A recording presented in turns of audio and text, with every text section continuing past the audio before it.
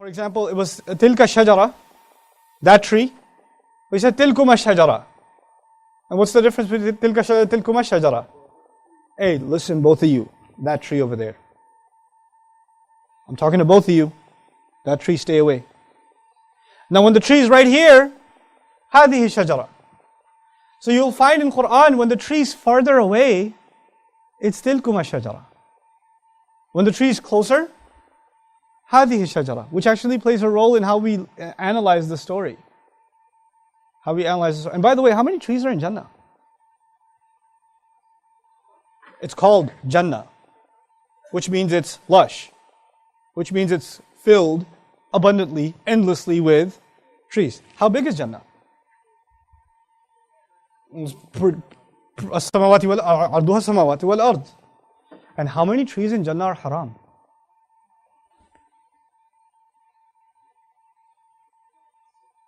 Huh? How many was? Yeah, how many trees were haram? One. How much real estate do you have to find the halal in Jannah? And Shaytan can still get you to come to the billions of trees that are the expanse of the skies and the earth. We try to get you to go near that one tree. By the way, even getting near the tree must be a trek. And in one ayah, Allah even describes tilkuma shajara, which means the tree wasn't even near them. It was what? Far away.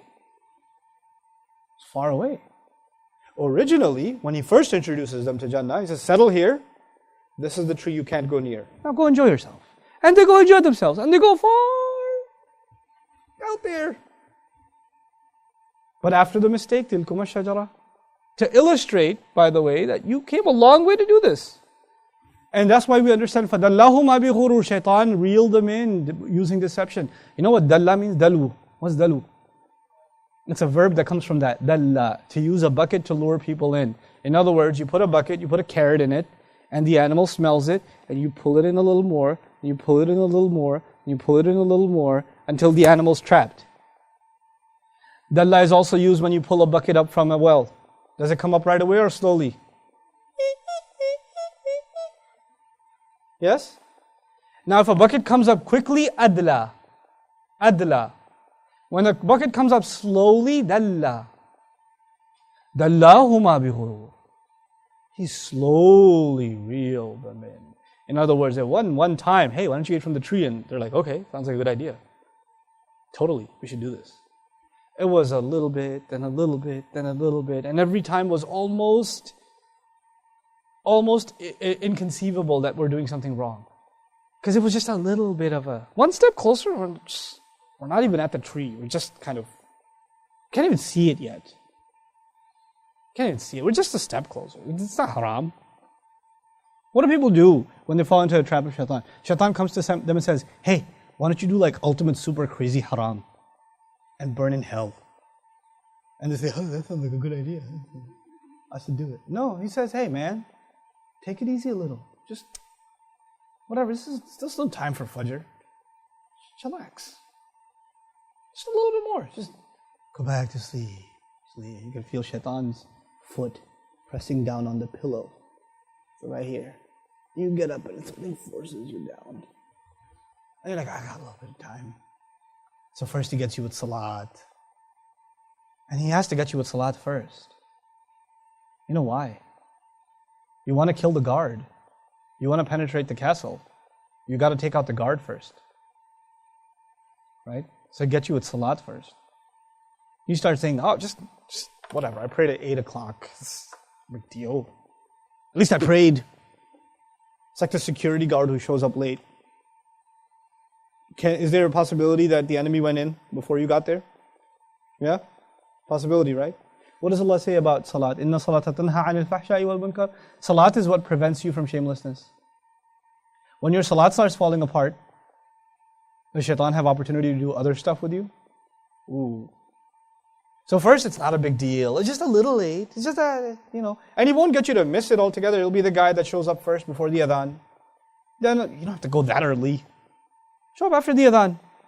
They'll be like, you don't have to pray all the sunnahs. It's not fard. Then you're like, okay, Okay, well, Salat's at 8:15. It's only 8 right now. Just go at 8:10.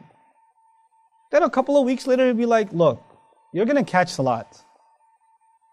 He's going to work his way, right? So then you catch like third rakah. Then he comes back and says, hey man, it's already over. Just pray at home. Then he comes back and says, it's already over. And you're like halfway through the movie. Just finish the movie and pray. So he works his way. And then eventually, now it used to be you're praying at the masjid. Then slowly you're praying at home. Then you're praying at home really late.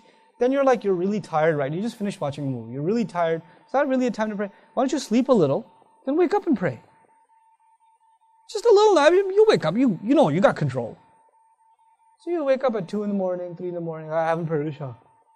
Allahu Akbar. Oh wait.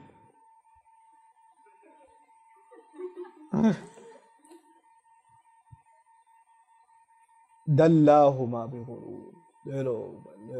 And while he's doing this, while the security has gone down, because this is all security, Salat is security. While security has been compromised, then the floodgates to evil. Because this is good, Salat is good, but leaving it opens the doors to evil.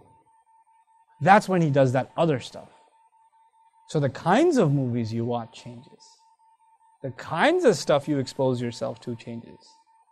You start becoming a different kind of person. A personality change starts happening. But it all happens very little at it. He's got a lot of patience. And he's done this with plenty of people before, so he knows how to work this.